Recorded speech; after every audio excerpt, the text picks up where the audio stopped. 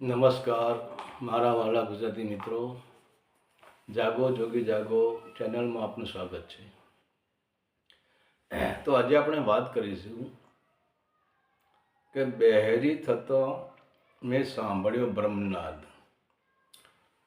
તો કાલે સાંજે મારી પાસે એક મિત્ર આવ્યા અને એમને મને રજૂઆત કરી કે ગુરુજી, હું ધ્યાનમાં બેસું છું, મંત્ર જાપ પણ કરું છું, એમ છતાં હું બ્રહ્મનાદ સાંભળી શકતો નથી, એટલે કે અનહદ નાદ સાંભળી શકતો નથી. આનું કારણ શું એ જણાવજો મને. અને આવા તો ઘણા શિષ્યોને આવા પ્રોબ્લેમ હોય છે. ઘણા શિષ્યો કહે છે કે અમને બ્રહ્મનાદ સંભળાતો નથી, અમને અનહદ નાદ સંભળાતો નથી. તો અનહદ નાદ ક્યારે સંભળાય? કે જ્યારે તમે પૂરેપૂરા બહેરા થઈ જાઓ, પૂરેપૂરા શૂન્ય. બહેરું થઈ જાઓ એટલે શૂન્ય થઈ જવું. તમે પૂરેપૂરા શૂન્ય થઈ જાઓ. હવે શૂન્ય થવા માટે એવું નથી કે તમે કાનમાં રૂના પૂમડા ગાળી દો, કાનમાં લાકડાની ડટ્ટી ગાળી દો, કે કાનમાં બીજી કોઈ વસ્તુ ગાળી દો, તમે બેસી જાઓ. શૂન્ય એ શૂન્ય નથી. તો કાનમાં તમે રૂ ગાળી દીધું કે પૂમડા ગાળી દીધા, પણ તમારા મગજની અંદર જે વિચારો ચાલુ છે એ પણ એક અવાજ છે, એ પણ એક તરંગ છે. તો જ્યાં સુધી તમારી મનની અંદર તરંગ હશે ત્યાં સુધી બહેરું નહીં થવાય. આપણે એને સમજવાની કોશિશ કરીએ તો માની લો કે તમે સુખ શાંતિથી બેઠા છો, તમે પક્ષીઓના અવાજ પણ સાંભળી રહ્યા છો, પશુ પંખી જાનવરના અવાજ તમે સાંભળી રહ્યા છો, તમે લોકોનો અવાજ પણ સાંભળી રહ્યા છો. પણ એ જ ટાઈમે તમને કોઈ એવા મેસેજ આપે કે તમારા ઘરમાં આગ લાગી ગઈ છે, તો જ્યાં સુધી તમને મેસેજ નહોતો મળ્યો, તમને સમાચાર નહોતા મળ્યા કે તમારા ઘરમાં આગ લાગી છે, એ સમાચાર નહોતા મળ્યા ત્યાં સુધી તમે દરેકના અવાજ સાંભળતા હતા.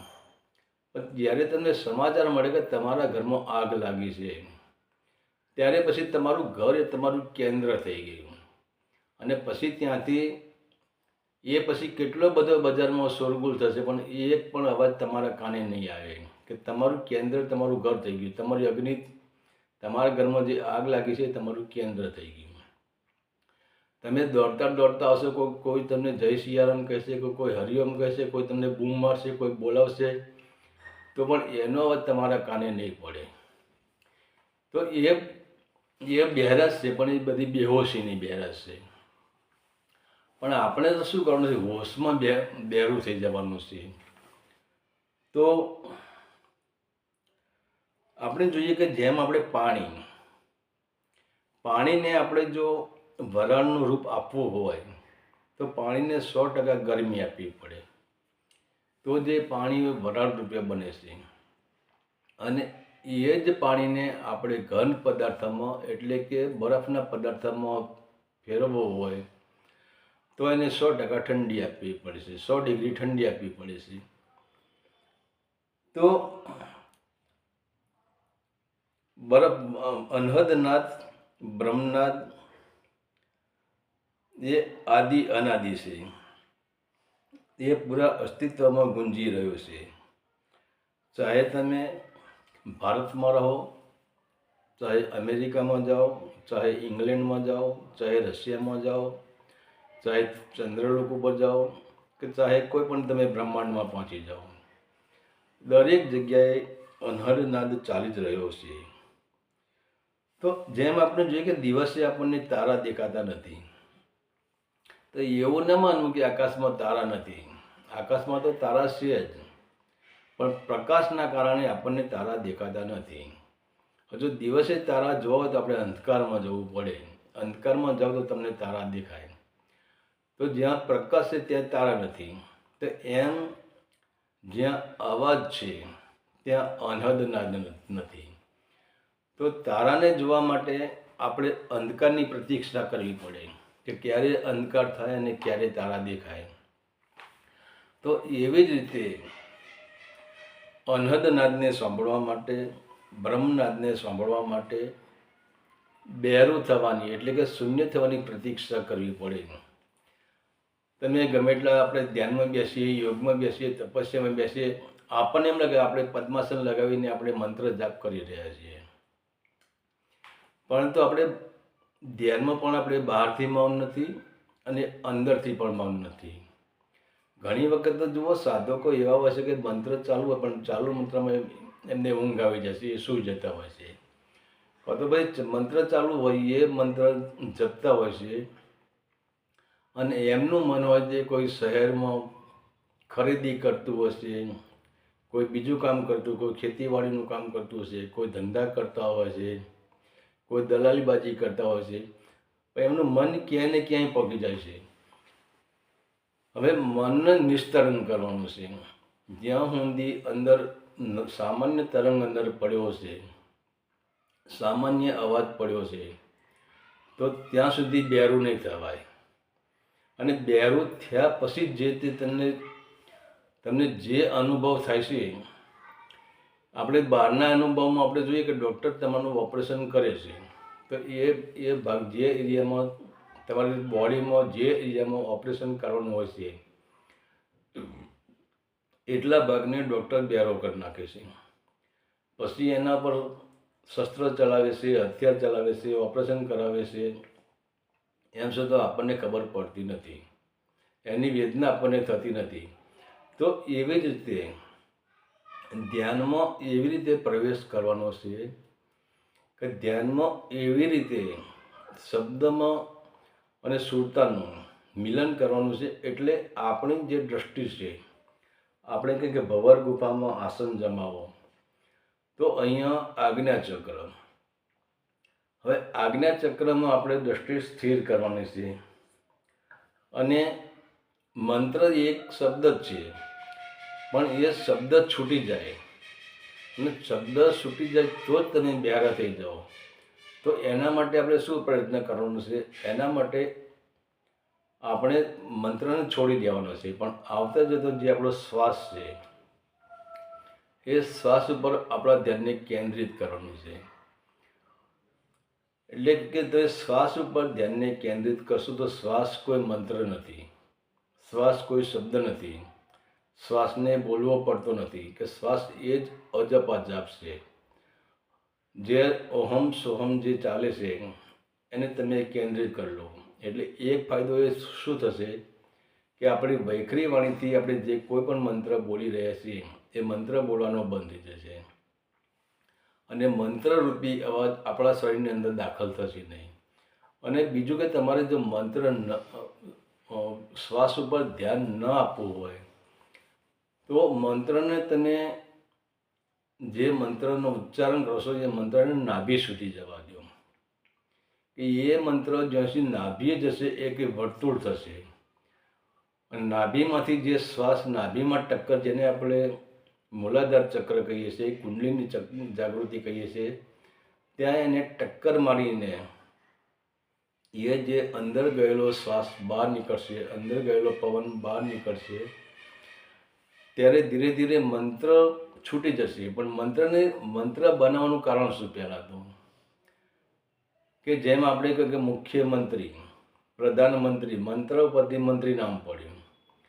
તો મંત્રી છે એ જે તે એરિયાનો મંત્રી હોય એનો કંટ્રોલર. તો મગજનો કંટ્રોલર છે, માઇન્ડને કંટ્રોલ કરવા માટે મંત્રની જરૂર પડશે. માઇન્ડની કેવી રીતે વ્યવસ્થા કરવી, એની સગવડ કેવી રીતે કરવી, કારોબાર કેવી રીતે ચલાવવો. જેમ મંત્રી બધો કારોબાર ચલાવે છે એમ મંત્ર મનનો કારોબાર ચલાવે છે. પણ એ મંત્ર ક્યારે કારોબાર છે કે મંત્રમાં શબ્દો છૂટી જાય અને ફક્ત બે શબ્દો વચ્ચે એક ગેપ પડે છે.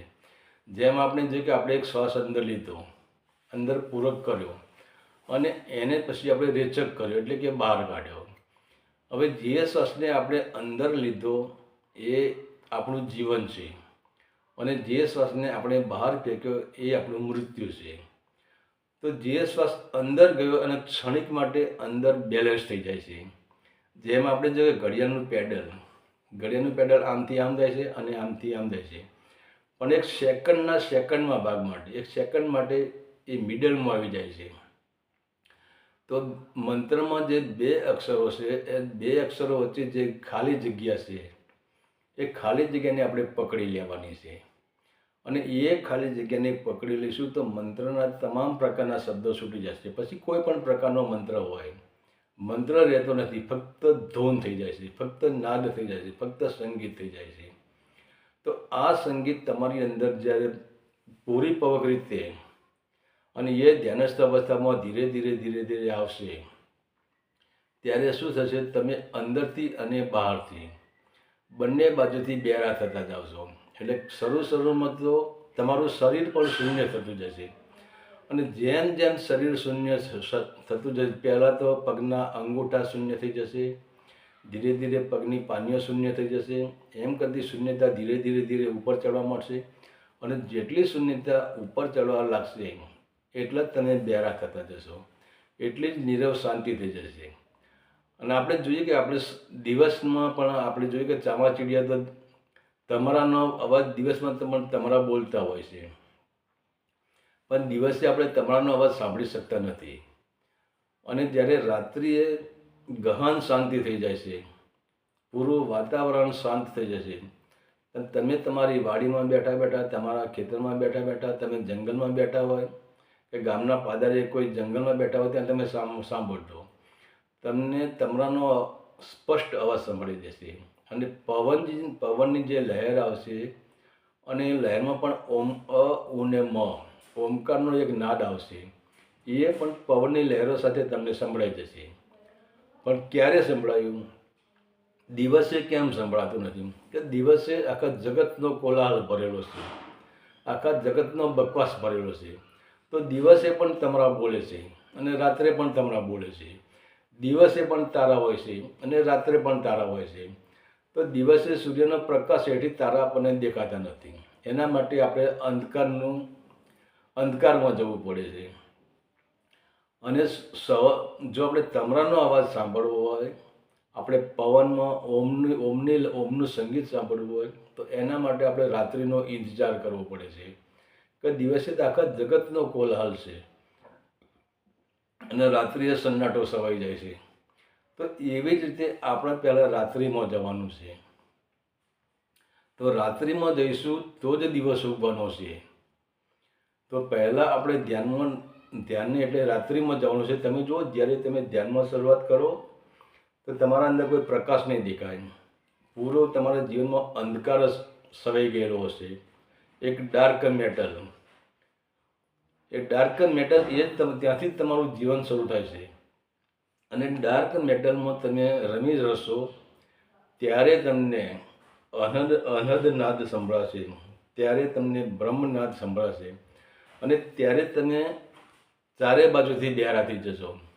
તમારા શરીર ઉપર તમારું શરીર પણ શૂન્ય થઈ જશે, તમારા કાન પણ બહારના કાન પણ શૂન્ય થઈ જશે, અંદરના કાન પણ શૂન્ય થઈ જશે અને તમારા મનના જે વિચારો છે એ બધું જ શૂન્ય થઈ જશે. એટલે તમે પૂરેપૂરા બહેરા થઈ જશો.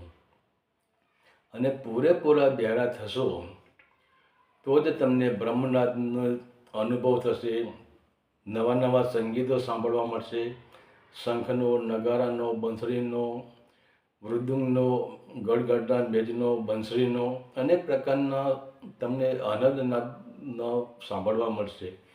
અને એટલે જ અનહદનાદમાં સાંભળતા પછી એક પાગલપણ આવી જશે કે અનહદથી પ્રેમ થઈ જશે. અને અનહદની પ્રેમની ધારા એ જ સંતોએ ગંગાની ધારા કહી છે. પણ આના માટે શું પ્રયાસ જરૂરી છે? ગુરુજીએ તમને મંત્ર આપ્યો અને મંત્ર તમે કરો છો, પણ મંત્રને તમે જ્યાં સુધી જીભ ઉપર તમારો મંત્ર હશે અને મંત્રના શબ્દો જો નાભીએ નહીં પહોંચે, નાભીએ ટક્કર નહીં મારે, ત્યાં સુધી તમે કોટી પ્રયત્ન કરી લો, તમે બહેરા થવાના જ નથી. પણ એના માટે શું છે કે શબ્દને છેક નાભીએ ટચ કરવાનો છે, નાભી સુધી પહોંચાડવાનો છે, મંત્રને લંબાવવાનો છે. અને જેટલો મંત્રને લંબાવશો, માની લો કે આપણે રોડ ક્રોસ કરવો છે, તો રોડ ક્રોસ કરવા માટે આપણે 2 સાધનો વચ્ચે જગ્યાની જરૂર પડે. તો એવી રીતે 2 શબ્દો વચ્ચે જ્યારે જગ્યા પડે, જ્યારે 2 શબ્દો વચ્ચે શૂન્યાવકાશ થઈ જાય, માની લો કે આપણે અમ કહીએ, અ ઉ મ, તો પણ ત્રણ શબ્દો વચ્ચે જગ્યા પડે, એ જગ્યા પડે એને તમે પકડી પાડો તો એ જગ્યા એ જ તમારું બહેરાપણું છે. તો પ્રયત્ન તો કરવો જ પડશે. તાત્કાલિક સફળતા માન્ય કારણનું કારણ છે કે અનંતો જન્મનો આપણા અંદર એવો કચરો ભરેલો છે, અનંતો જન્મોના વિચારો ભરેલા છે, અનંતો જન્મોની વાણીઓ ભરેલી છે. તો એના માટે એકદમ તો ચોખ્ખું થાય જ નહીં. તો ધીરે ધીરે ધીરે પ્રયત્ન કરો. એક દિવસ એવો આવશે કે બ્રહ્મનાદ તમારા અંદર ઓટોમેટિક 24 કલાક 8 પહોર ગુંજી શકશે. પછી તો તમે જગતનું કાર્ય કરતા હોય, તમારી ખેતીવાડીનું કાર્ય કરતા હોય, નોકરી કરતા હોય, ધંધો કરતા હોય, ખાવા બેઠા હોય કે બીજા કોઈ કાર્ય કરતા હોય, પણ ક્યારે તમે ચારે બાજુ તમે બહેરા, એક વખત બહેરા થઈ જવાની જરૂર છે, પછી બહેરું થવાની જરૂર નથી. પણ ત્યારે બ્રહ્મનાદની ધારા જે સહસ્ત્રમાંથી જે ઉતરે છે એની ધારા એ સંગીત આખા શરીરમાં હોય. પછી હરતા ફરતા એક સંતોએ કીધું કે હસીબા ધરીબા ખેલીબા ધ્યાનમ, તમે હસતા રમતા ખેલતા પણ તમે ધ્યાન ધરી શકો છો. ત્યારે જ આ પોઝિશન આવીને ઊભી રહેશે. હરિ ઓમ તત્સત. આદેશના પ્રણામ.